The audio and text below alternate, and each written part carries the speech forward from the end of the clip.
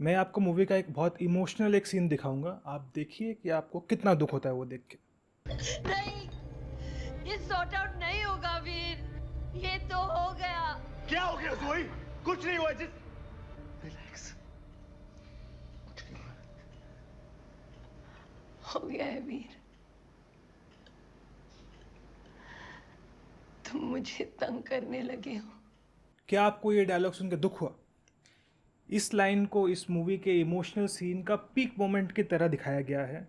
Scene का tone serious था, emotion भी थे, लेकिन फिर भी हमको उस डायलॉग का इमोशन क्यों नहीं फील होता है? इस डायलॉग में ना दर्द दिखता है ना डेप्थ। चलो देखते हैं कि ऐसा क्यों है। आज के इस वीडियो में हम देखेंगे कि अच्छा डायलॉग क्या होता है और क्या क्या चीज़ एक डायलॉग को ख़राब बनाती है। सो हेलो एवरीवन, मैं हूँ विजय दास और स्क्रिप्टोलॉजी के एक नए एपिसोड में आपका स्वागत है। वीडियो को शुरू करने से पहले एक छोटा सा काम, हम इस वीडियो के लिए 50 लाइक्स का टारगेट रखते हैं।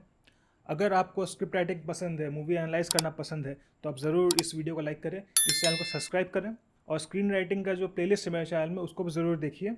आपको ज़रूर उससे कुछ ना कुछ हेल्प मिलेगा अगर आप अपनी खुद की मूवी लिखना चाहते हैं। और अगर आप अपने स्क्रीन प्ले के ऊपर फीडबैक चाहते हैं या फिर आप बात करना चाहते हैं स्क्रिप्ट राइटिंग टॉपिक्स के बारे में, तो आप ज़रूर हमारे डिस्कॉर्ड ज़रूर भी ज्वाइन करिए। तो चलिए वीडियो को शुरू करते हैं। फर्स्ट थिंग जो हम देखेंगे वो है कि डायलॉग का पर्पस क्या होता है। डायलॉग्स के ज़रिए आपके कैरेक्टर सिर्फ बात नहीं करते हैं, हर एक लाइन का एक काम होना चाहिए। जैसे प्लॉट प्रोग्रेशन, डायलॉग्स ऐसे होने चाहिए जो कि आपके मूवी को आगे पुश करते हैं, नए इवेंट्स को या फिर नए एक्शंस को ट्रिगर करते हैं। वो कैरेक्टर्स के बारे में और इन्फॉर्मेशन रिवील करते हैं, जैसे कि कैरेक्टर का नेचर क्या है, उनके फ्लॉस क्या है, या फिर वो किस इमोशनल स्टेट में है, उसके बारे में डायलॉग्स बताता है। नेक्स्ट हो गया कॉन्फ्लिक्ट्स क्रिएट करना। Dialogue is one of the component जो आप यूज़ करते हैं आपके कैरेक्टर्स के बीच में डिसएग्रीमेंट लाने के लिए, कॉन्फ्लिक्ट्स लाने के लिए। नेक्स्ट हो गया इमोशन फील कराना, आपके ऑडियंस को जो आपके कैरेक्टर्स फील कर रहे हैं, ताकि आप ऑडियंस को वो फील करा सकें, उसके लिए हम लोग डायलॉग्स यूज़ करते हैं। और लास्ट हो गया आपके स्टोरी के रिलेटेड जो भी इंफॉर्मेशन है, जिसको हम लोग एक्सपोजिशन बोलते हैं, जिसमें हम लोग उस स्टोरी में क्या चल रहा है, उसके दुनिया में क्या चल रहा है, वो हम डायलॉग के थ्रू आपको बताते हैं। फॉर एग्जाम्पल,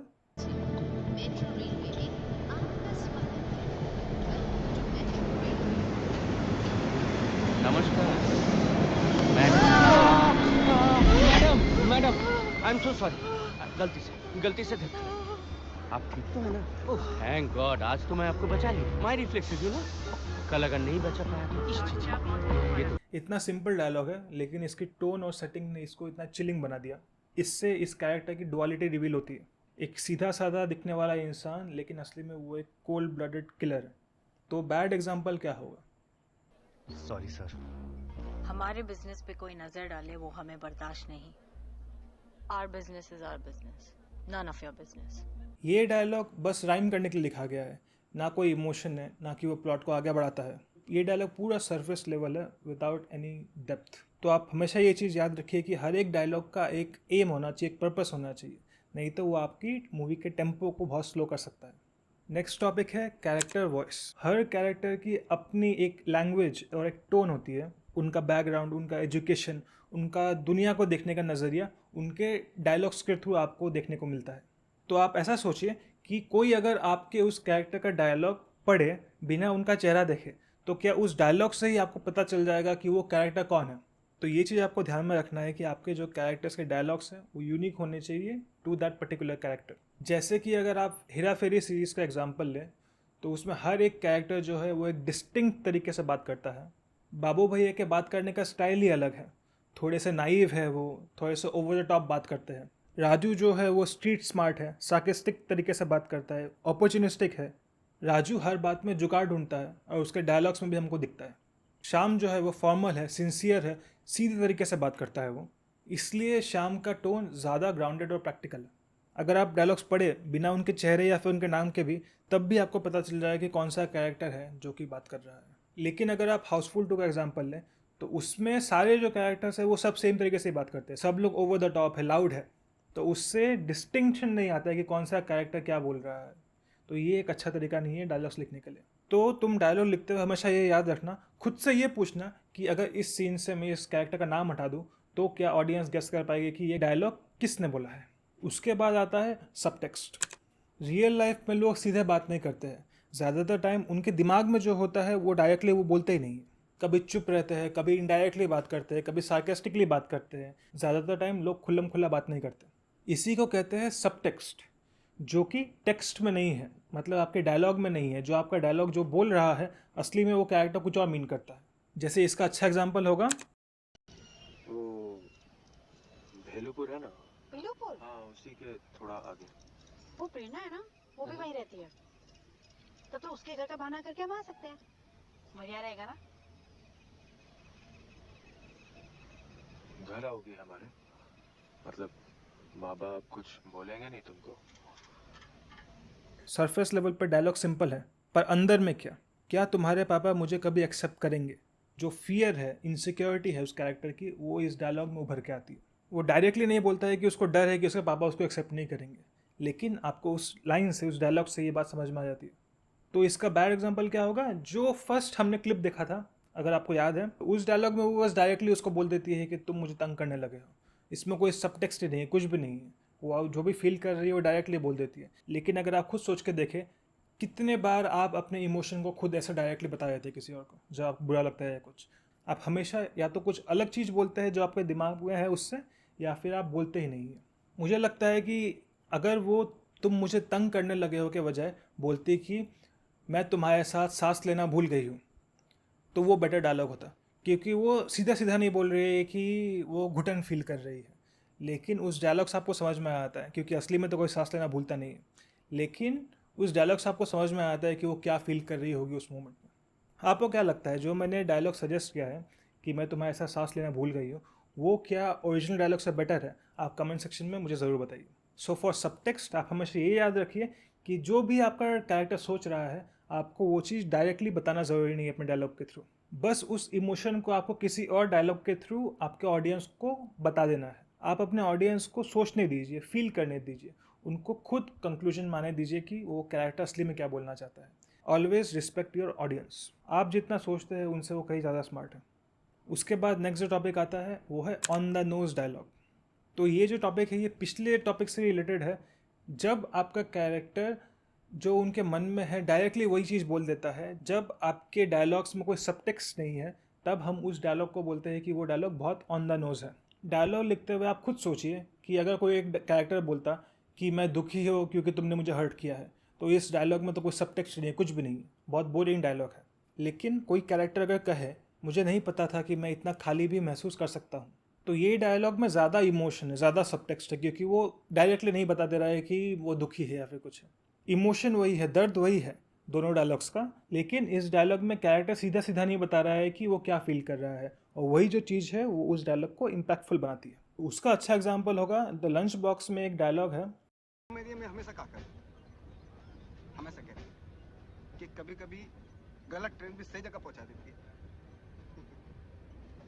तो यहाँ पे जो कैरेक्टर है वो डायरेक्टली कुछ भी नहीं बता रहे हैं, वो मेटाफोर यूज करके बात कर रहे हैं, लेकिन फिर भी वो कितना इम्पैक्ट देती है, क्योंकि जो वो लाइन बोल रहा है उस लाइन के पीछे बहुत हिडन मीनिंग है। अगर आप सोच के देखें तो वही जो चीज़ है वो इस डायलॉग को बहुत अच्छा बनाती है। तो for on the nose dialogue हमेशा याद रखिए कि आपको अपने ऑडियंस को सब कुछ प्लेट पे सर्व कर के देने की ज़रूरत नहीं है। ट्रस्ट योर ऑडियंस कि वो आपके डायलॉग्स के नीचे जो सबटेक्स्ट है वो समझेंगे। Next is exposition through dialogue.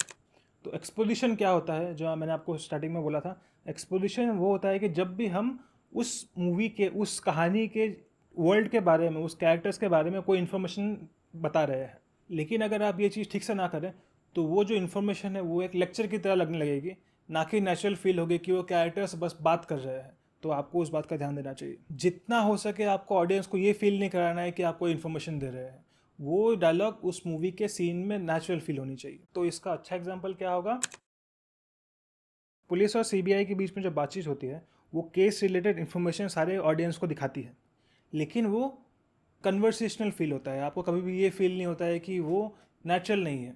तो इसलिए हमेशा ये याद रखिए कि जब भी आप डायलॉग लिख रहे हैं, इन्फॉर्मेशन देना ज़रूरी है, लेकिन उसको इस तरीके से दीजिए जो कि स्टोरी में नेचुरल फील हो। आपको अजीब नहीं लगना चाहिए जब वो कैरेक्टर्स इन्फॉर्मेशन दे रहे हैं। फिर आता है ट्रिमिंग एंड रीराइटिंग डायलॉग्स। तो जब भी आप अपने स्क्रीन प्ले लिख रहे हैं, ज़रूरी नहीं कि जब फर्स्ट टाइम लिख रहे हैं तभी आपको एक परफेक्ट डायलॉग चाहिए। फर्स्ट ड्राफ्ट लिखते वक्त आप बस अपनी कहानी को कंप्लीट करने की कोशिश करिए, उसके बाद जाकर जब आपका फर्स्ट ड्राफ्ट रेडी हो गया है, तब जाके आपको आपके डायलॉग्स ठीक करने चाहिए, आपके सब कुछ ठीक करने चाहिए। क्योंकि एक 2-1.5 घंटे की जो मूवी होती है वो 120 to 180 पेजेस के अराउंड आएगी विद प्रॉपर फॉर्मेटिंग अगर आप कर रहे हैं तो। इसलिए आपके पास कम पेजेस है, तो हर एक लाइन जो है, हर एक वर्ड जो आप यूज़ कर रहे हैं वो इम्पैक्टफुल होना चाहिए, नेसेसरी होना चाहिए आपके स्टोरी के लिए। इसलिए हमेशा ट्राई करें लेस वर्ड मोर मीनिंग, जो कि आपके डायलॉग्स को डेप्थ देती है। और एक जो बहुत इंपॉर्टेंट चीज़ है वो ये है कि मूवीज़ ओवरऑल बहुत एक सब्जेक्टिव चीज़ है। जो चीज़ मेरे को अच्छी लगती है हो सकती है कि आपको ख़राब लगे, और सेम अगर आपको कुछ चीज़ अच्छी लगती है हो सकता है कि मेरे को ख़राब लगे।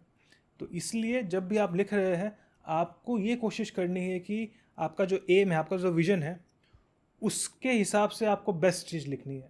उसके बाद हम देख सकते हैं कि वो सब्जेक्टिवली बाकी लोगों को कितने पसंद आ रही है, लेकिन आपका जो एम होना चाहिए वो ये है कि आप to the best of your ability एक अच्छी कहानी लिखिए जो आपको लगता है कि अच्छी है। उसके बाद बस फॉर्मेटिंग के 2 टॉपिक्स बाकी है। फर्स्ट है फॉर्मेटिंग टूल्स फॉर रिदम। आप एक प्रॉपर रिदम कैसे बनाए रखें without using too many words. Dialogues का फ्लो और रिदम डिपेंड करता है फॉर्मेटिंग पे। इलिप्सिस, डैशेस, पॉजेस, ये सब आप अपनी राइटिंग में डाल सकते हैं जो कि पढ़ के ही लोगों को समझ में आ जाए कि यहाँ पे उस कैरेक्टर को पॉज देना है। आपको लिखने का ज़रूरत नहीं है कि ये कैरेक्टर यहाँ पे पॉज कर रहा है, थोड़ी देख ले।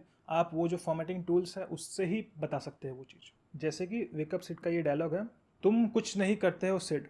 फिर सिड बोलता है मैं ट्राई कर रहा हूँ। तो यहाँ पे जो डॉट डॉट डॉट है ये दिखाता है कि सिड डायरेक्टली वो डायलॉग नहीं बोल रहा है, वो थोड़ा पॉज लेके बोल रहा है।